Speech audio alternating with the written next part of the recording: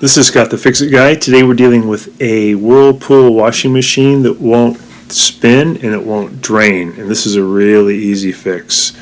All we're going to do is repair the lid switch by using a couple of zip ties. You could probably get away with using just one. So I just tested the switch with a screwdriver, set it spin. There's no result. So I think the switch has probably fallen apart. So I'm going to unplug it, and then I'll do a real quick repair of the switch to try to get it put back into one piece. I'll take a Phillips head screwdriver. I'm just going to remove two screws here that hold the lid switch in place. And then you can grab the whole basket and push it to your right to give you a little bit more room. And you can reach up underneath and just pull the lid switch towards you. Make sure again that it's unplugged. So I'm just going to grab the switch, pull it toward me, and then it'll be pretty easy to fix it. Some switches have a little metal part that you have to remove before putting on the two zip ties. So this one does have the metal piece, but it's pretty easy to fix. You just take a standard head screwdriver and pry off this little metal piece, because the metal piece doesn't do any good. It doesn't really serve much purpose. You don't really need it.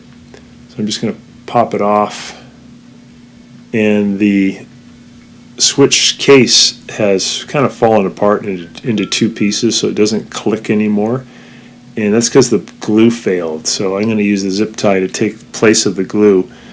This will actually make it way stronger than any brand new lid switch you could buy, because the new lid switch will have the same problem where the glue fails.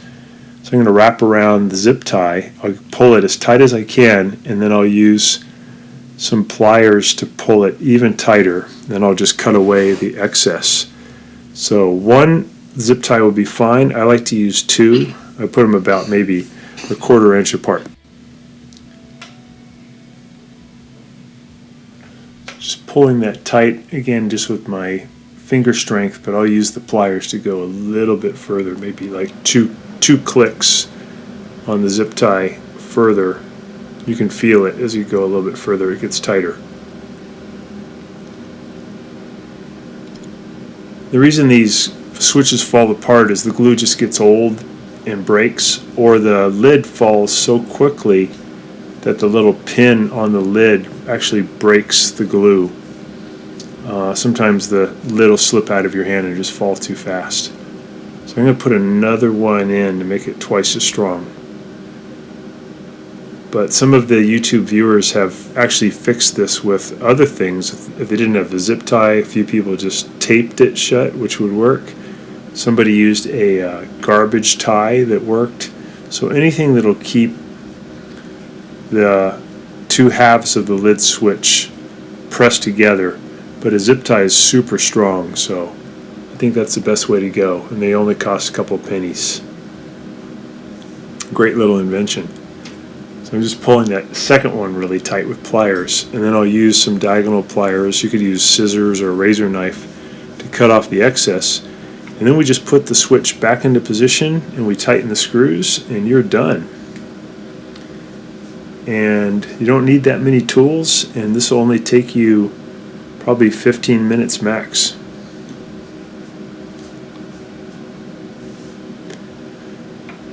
I think in this case it probably took maybe 5.5 minutes to get this whole thing done.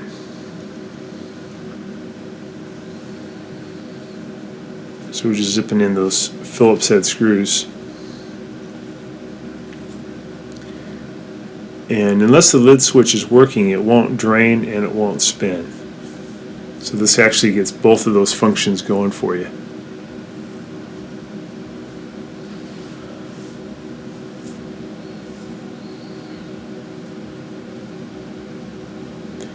And these Whirlpool washing machines are great. They can last over 20 years if you take good care of them.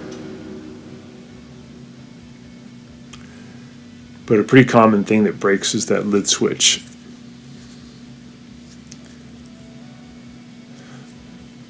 So that's the little pin that can break the switch when it falls too fast.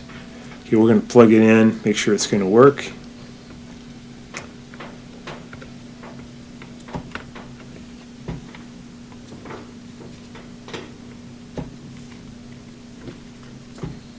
So we'll set it for a spin, pull it out, and I can hear it working, plus you can see the water shooting out. So all the functions are back to normal, and we've got a washing machine that'll probably last another 10 years. So thanks so much for watching, and please subscribe when you get a chance.